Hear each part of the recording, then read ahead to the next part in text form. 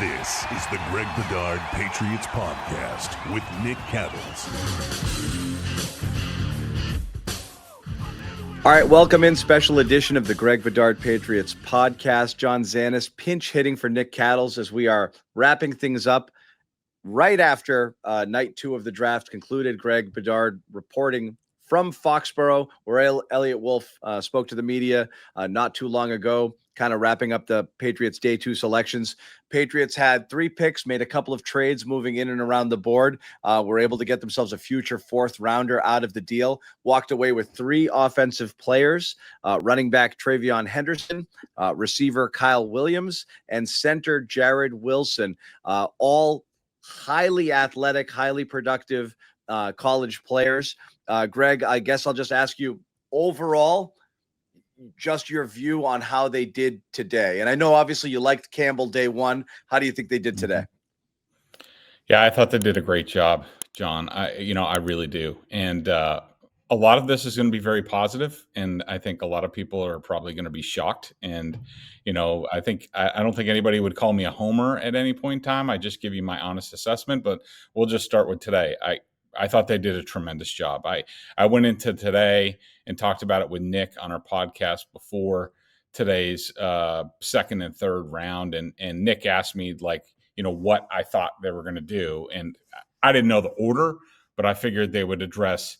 They would pick another offensive lineman at some point, some sort of interior guy, because left guard was one of their big remaining holes on this team, sort of a big question mark at least. I thought wide receiver would be addressed. I thought there would be some good players out there, and I thought running back, a pass back, an explosive type of back would be addressed, and all 3 they did, and I thought they did a great job, and I liked the order that they went in. I mean, I think that, TreVeyon Henderson is a guy that, as far as my day 2 list, was at the top of my list for running backs. I thought he would go before they got a chance to pick, so I didn't think that was realistic. But them sitting there at 38 and him being there, I just think it's a home run, because he's a home run hitter. I mean, he's got speed, he's got explosiveness. For a young back, a college back, to be able to do pass protection the way that he has is way beyond what you normally see in these types of players, and gives them a chance to compete on day 1 to be sort of the next great Patriots passing back, and James White and Kevin Falk and Shane Vereen and all these guys, that type of guy. But also Elliot Wolf said that they see him as 3-down ability, which he definitely has that. Kyle Williams was one of my top-rated wide receivers coming into this. I mean, the word that comes to mind when I think of Kyle Williams is explosiveness. I mean, his ability to get off the ball, his ability to get up to top speed quickly, really stands out on film. And then Jared Wilson is one of these guys, and they're all young, they're all really good people, high character guys. And Jared Wilson is a guy who, he played center and really well for Georgia this year. He had been sort of a 6th offensive lineman before that. So really, and I asked Elliot Wolf this, and I heard from other Patriots sources, he's going to have an ability, because they signed Garrett Bradbury in the offseason. He's going to get the chance to compete at left guard, which is one of the big question marks on this team. And so, I mean, from that perspective, they checked off 3 big question marks on this offense on day 2. And to me, I thought they did a terrific job adding 3 guys that have a very good chance of being heavy contributors to the team this year. Yeah. So I guess breaking it down pick by pick, the first thing you're going to look at, was, and again, there was some Ashton Jeanty smoke potentially with the Patriots. Would they consider him at 4? Can't miss player, explosive. I know you liked him a lot, but seems like a luxury pick for a team in the first round with all the needs the Patriots have, and maybe not the infrastructure to be able to support it. In the second round, some people still feel that way. So you're going to have that kind of mixed bag reaction and reception to the pick, because Luther Burden, who was a lot of people's binky, is sitting there available, and he went maybe a pick later to the Bears.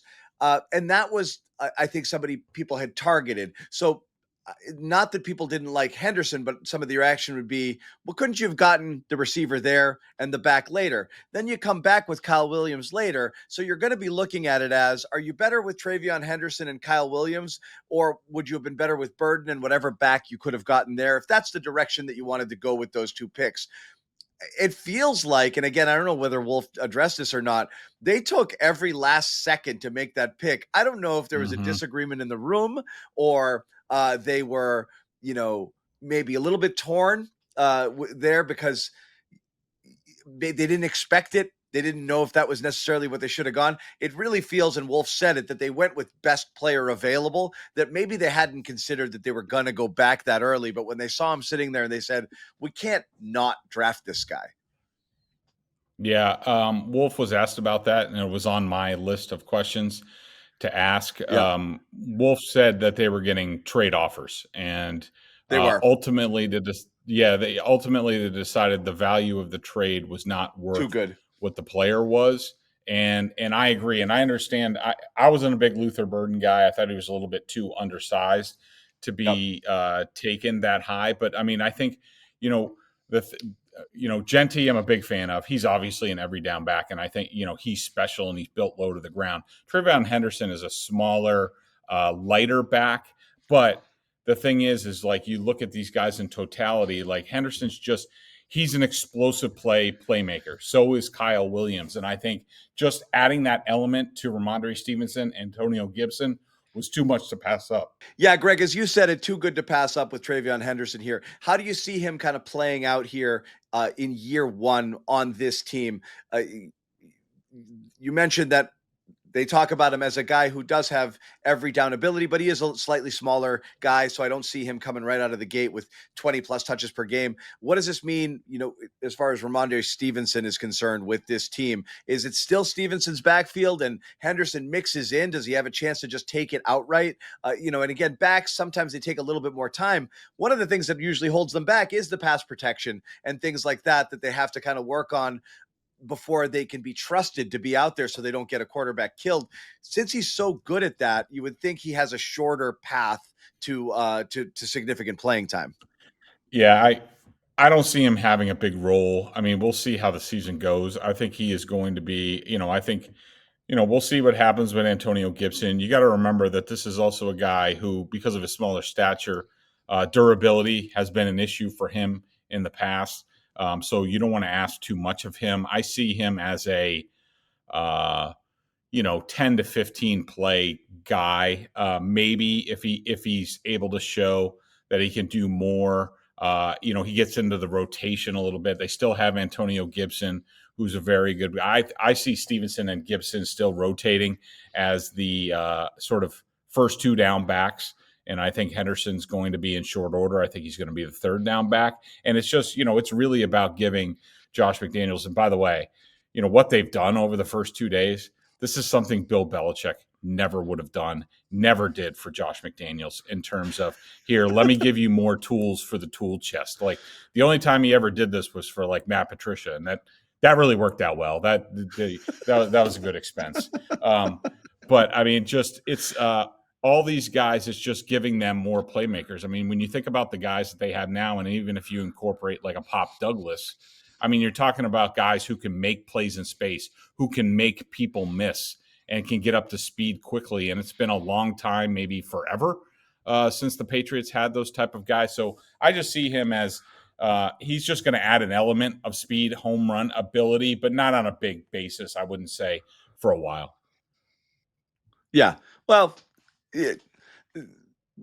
going back to, as you said, they would have never done this, and looking at it like across the board with a guy like Henderson and then a guy like Williams going to that next pick. Kyle Williams was another one. And again, I don't know how you had these guys stacked up on your board, but there seemed to have been a lot of Jalen Knoll pub here as the guy that, oh my God, the Patriots could get him. And they didn't. They went with Kyle Williams instead. Then they could have drafted Knoll again if they wanted to double dip at receiver, and they traded out of the next picks, and then they traded down again. So apparently that was someone they didn't have on their radar. Between those two players at receiver there, and you did think that they needed to address receiver somewhere here on day two, Was Williams the guy that you would have gone for in that slot? Well, I just think that there are a bunch of guys. I mean, like Jaden Higgins went earlier. A Yeah, lot of these guys that you're mentioning, they're sort of, smaller slot type of guys. And right. I think, people are a little bit too, with Josh McDaniels back, everybody's sort of like, oh, well, he's a typical Patriots guy. I don't think that's what they want. I think they were more looking for a receiver with inside outside versatility. And I think that's Kyle Williams. I thought he was one of my highest rated wide receivers coming into this thing, just because of I'm not a big draft Nick, but when I watch these guys, I'm just looking for certain traits. And like the thing, like Yeah. I said, that jumps out about Williams is just his explosiveness. You watch him get up to speed He's a separator, quickly, and that's very rare. Yeah, and like it seems like the Patriots, as some of the draft Nicks fall in love with these smaller, quicker, whatever receivers, but it seems like the Patriots are going for more guys who are a little bit more stout, more fast than quick. And I think durability is a concern. Durability has been a concern with Pop Douglas. And so Williams, to me, has inside-outside versatility. He definitely has a chance to be sort of an X receiver. I mean, he's not exactly big or anything like that, but just his ability to separate down the field, like he has a speed to sort of, be that top off the defense type of guy. And I think that's why he appealed to the Patriots. Are you surprised again that they went offense here? Because with one of these picks, there was a lot of, again, it's all speculation. A lot of people thought, especially considering how much talent was there available, and then going back to the top of the second round at the edge position, that might have been something that they would kind of take a shot at. Do you think they consciously went offense across the board with all of these picks because Vrabel decided, I'm helping Drake May in any way possible? That's the most important thing that I can do for this team. And again, in free agency, bringing in so many people on the defensive side of the ball. Obviously, you brought in Stephon Diggs late in the season, but do you think this was their mindset going in? I'm taking the best offensive players available in these earlier slots in the first 2 days of the draft? Yes, the short answer is yes. I think it was a case of, and I sort of talked about this as free agency went along, because and I brought it up. Even I stomped my feet a little bit during free agency, saying like, all right, fine, the defense, where the hell is the offense? Where are they? Right. And the explanation that I gave, and that from talking to people, was the things they wanted to do and they were prepared to spend on offense, like a Ronnie Stanley or a Chris Godwin, and the type of people who are program setters and impact players, and those guys just didn't become available, where some of them did, or a lot of them did, on defense. So they pounced on those guys. And I think Mike Vrabel, to his credit, and I wonder how much he had to be constrained as a defensive guy not to be like, pull a bill and be like, we're taking defense here.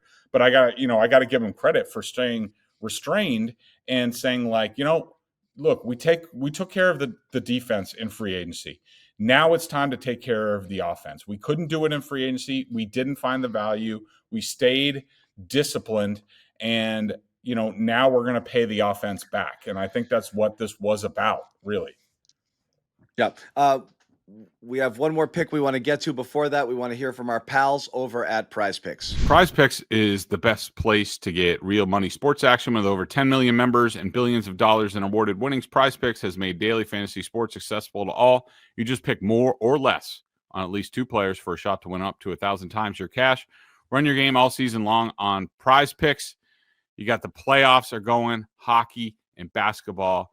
It's the perfect time to get in on the app. Love the app, easy to use, and root for your picks. It's a lot of fun. You got to get in the game. Prize Picks is the best way to get action on sports in more than 30 states, including California, Texas, and Georgia. The app is really easy to use. To create a lineup, all you do is pick more or less on a few player stats for your shot to win up to 1,000 times your money. Like I said, the playoffs are here. Action is heating up. The best place to cash in on your favorite sports is at Prize Picks. Don't miss your chance to cash in as the league's best fight for conference and league titles. Download the app today and use code CLNS to get $50 instantly after you play your first $5 lineup. Again, that's code CLNS to get $50 instantly after you play your first $5 lineup. Prize Picks, run your game.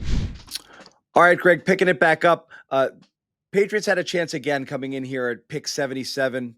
There are still a lot of good players on the board. They trade back to 85. Then they trade back again to 95. Did you think they passed anything up here with these two trades that was, oh man, they could have really gotten somebody here? Because again, it's a substantial drop. It's an 18-player drop from 77 to 95. They got good value on that second trade because they got a future fourth from Kansas City, I think, which belongs to the Bears. So that could be even better there. But do you think there was a guy that, oh man, I got to go get this guy, and they should have probably, stuck there and picked them?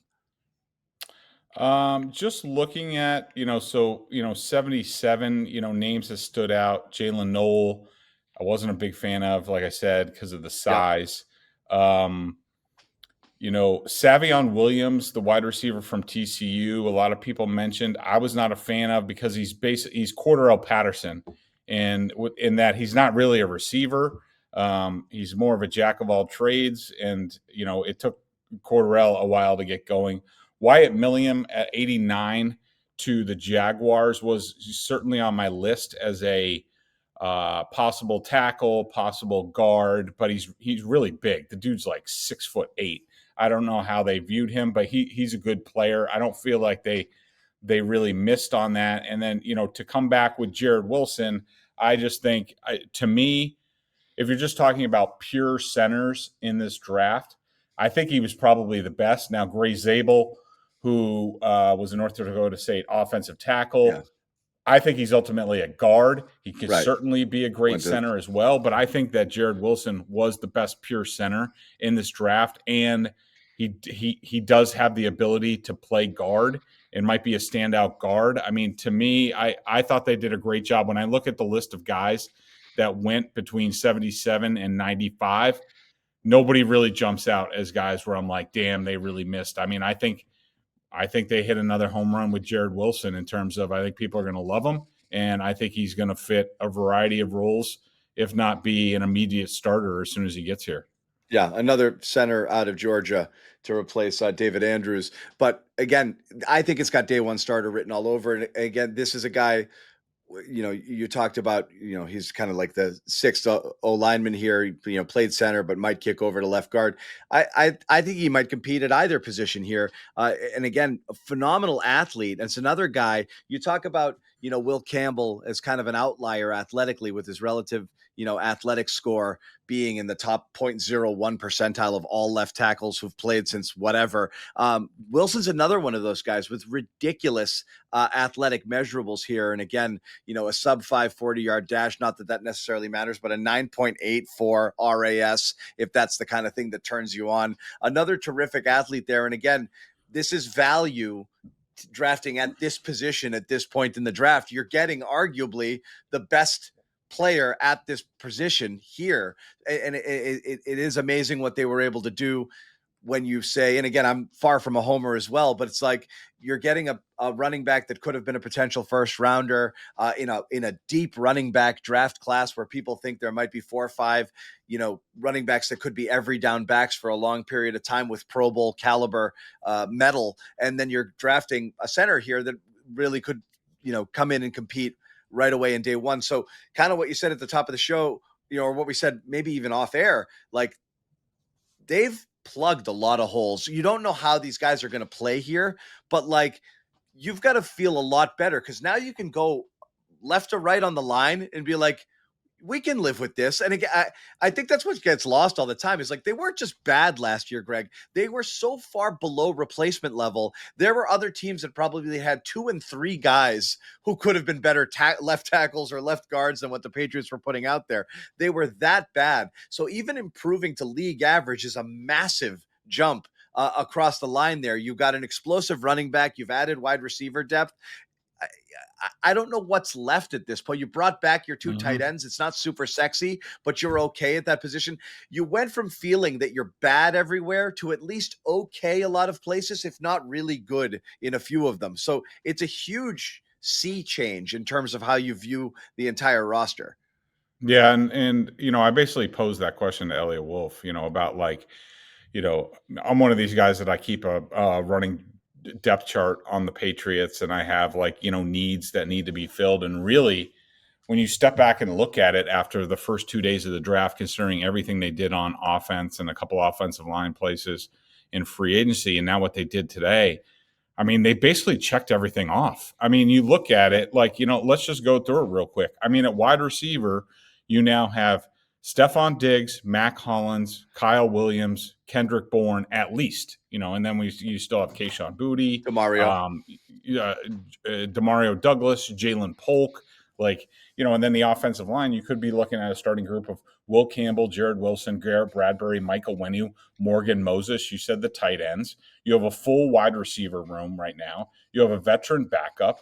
On defense, you have Christian Gonzalez, Carlton Davis, Marcus Jones at cornerback. Across the front, you have Keon White, Milton Williams, Christian Barmore, Harold Landry. At linebacker, you have Robert Spillane, Jack Gibbons. You added Omar Epps as sort of a free safety along with Kyle Duggar and Jabril Peppers and stuff. I mean, outside of if they had to line up tomorrow, the only spot on this team that you really feel scared about is that kicker, because all they have is John Parker Romo. I mean, there's certainly other depth issues, and Wolf said that, but he basically admitted that, now to this point in time, I mean, you look at it, they've basically solved everything and that they can compete tomorrow, and you could see them being a competitive team. And, there's a long ways to go and there's a lot to sort out. But I mean, look, I was as critical, well, not more than anybody, but, I was certainly critical at certain points of this offseason, but I also am a guy who sees the big picture and preaches patience. And, through free agency and the first 2 days of the draft, I mean, even the most cynical Patriots fan has to look at this and be like, damn, this group has done a nice job this offseason. And even Elliott compared it to last year. It's basically a 180. And basically admitted, we kind of failed last year at this. We've done it really well this year, and they have. You just got to be honest and say, to this point, they've done a really good job up in the compete level for this team to probably a place where a lot of us were like, a lot of people were talking about 2, 3, 4 year rebuilding plan. I don't think that's in the cards. I think this team is ready to compete and, threaten 500 and who knows how much more. Yeah, it is refreshing too, because you talk about going from the Belichick years where he's drafting guys who are like projected to go 4 rounds later than they go, and everybody's mad about every single pick, and he's sticking to defense because that's what he knows and that's what he feels comfortable, and offense be damned. And then last year you had a situation where Elliott's thrown into the fire and clearly told, we have to get we have to fill these positions, and they drafted out of need, and they whiffed outside of Drake May a lot of places. And here you're kind of into you got some holes to fill, go get the best players available, and they got a lot of the best players available at a lot of positions of need. So again, same thing. I'm not one of those bang the homer, drum sort of guys. I like all of it so far. It's just, you never know what's going to happen until you get to Sundays and see whether these guys can play. The other super intriguing non-Patriots related storyline, which I don't know if you've talked to anybody. I don't know how much you care about this. I've never seen anything like this in my life. Like the Shedeur Sanders story about not being drafted in day one. Most people would caution and say, guys, he didn't slide. This is where people had him. Maybe late first if someone wanted to take a flyer, but realistically somewhere in the second round, and that's where teams would feel comfortable taking him. And a lot of people assumed Browns will just snap him up here early on, or if not them, the Raiders, if not them, the this, the that. Pittsburgh, nope. 5 quarterbacks are gone. At best, he's going to be the 6th quarterback taken. He doesn't go in the first 3 rounds of the draft. Like, what level of collusion is going on here? Is this, or did this guy piss off everybody so much that he's literally on everyone's do not draft list across they don't care where he's available. Nobody wants to touch him. Yeah. I mean, obviously, I don't know a whole lot what's going on. With Drake May, I don't really check in on the quarterbacks. I mean, I do have eyes and ears, so I understand what's going on. I'll just say this. At the minimum, it's utterly ridiculous that Shedeur Sanders is still available, and two guys specifically, that Jalen Milroe and Dylan Gabriel went before him. I mean, Right. it's a complete joke. I mean, it just is. Jalen Milroe, is a phenomenal athlete, and Shedeur isn't a great athlete, but that dude throws it all over the map, and certainly a good guy to develop, but Shedeur is I think he's a good quarterback. I haven't talked to anybody about this. I just think he and his father handled the pre-draft process as poorly as possible. They just should have been a little bit more humble. They should have done everything, the combine, whatever, do everything. It seemed like they were being selective and turned off some teams. And yeah, I mean, I don't know what's going on. It's absurd to me that, especially Dylan Gabriel. I mean, look, that guy doesn't have a shot at starting in the National Football League. He's a career backup at best. And for him to go before Shedeur is just ridiculous. But that's what I don't get is at this point, okay, he's been punished. He feels shame. The ego has been deflated. You're no longer investing serious draft capital here. If you didn't want him late third, do you want him period? Is it possible he just doesn't get drafted? People have decided, I just don't want to deal with this guy and his dad and the whole situation here. I mean, could this go on? Or what's the difference? If you're the Browns and you draft him in the 6th round, what's the difference between that and the 3rd round? It's the same guy and the same issues at this point. You have to wonder if he keeps getting passed on, could it go on literally forever? Might he not get picked? It's strange. There's a lot of, how do you ignore it? There's so many teams right now that are bankrupt at quarterback. How are you not rolling the dice at this point? I don't understand it. Yeah, I completely agree with you. I mean, I just if you're a team, I don't have an easy answer. I mean, it's just, to me, it's just ridiculous. That's fine. It's really real quick before we get into it, because no one's going to wake up in time to be able to do any pre-draft coverage heading into day 4 tomorrow. Anything you want to see the page? Do you have a binky? Do you have I get this guy and my day will be complete? Or are there just certain needs you want to see them address here? Or at this point, it doesn't matter. Day 3, it's all lottery tickets anyway. Well, yeah, I mean, I would expect with the depth of this draft and how Elliott talked about, they wanted to do some things on defense tomorrow. I would think because of how deep the class is at edge and defensive tackle, that they would look to add a couple guys there. I would like to see a slot cornerback, a nickel back, which is very important in Mike Vrabel's system. I love Marcus Jones and all. He has injury issues. He's smaller. I'd like to see a more athletic guy added there, possibly a linebacker. I still have, maybe a developmental tight end on my list. Of course, a developmental quarterback. I would love to see Riley Leonard from Notre Dame. I think he would be perfect for Josh McDaniels to develop, and he's a similar athlete to Drake May. So I think those guys would work really well together. Possibly another slot receiver if you could find one. And of course, a place kicker. Right now, the Patriots only have John Parker Romo. There's the kid from University of Miami, Borgelis, I think, is the sort of top-rated place kicker. So they have 6 picks tomorrow, and so I think they can do a lot of those things. Yeah, Mitchell Evans, also Notre Dame, tight end, I think still on the board. Could be somebody who's within their range of picking. But yeah, they have movement and they can move around the board and they can do a lot of things. So we'll see how that goes. There'll be more coverage from Greg.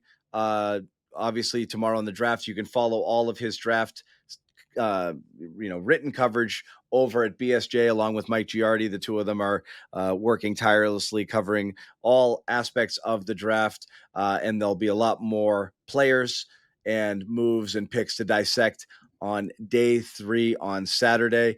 That's going to wrap it up for this edition of the Greg Bedard Patriots Podcast. Thank you guys for listening again. Please subscribe here to either the podcast, wherever you listen, leave a review, rate it, do all of that good stuff. And also, if you're watching it on video, you're here on CLNS Media's Patriots Press Pass channel. Why don't you give us a like and subscribe and turn on your notifications? That way you will know anytime a new video drops, not only Greg's podcast, but a lot of other great Patriots podcasts and Patriots coverage as well. Thank you guys for listening /watching, and we'll see you later.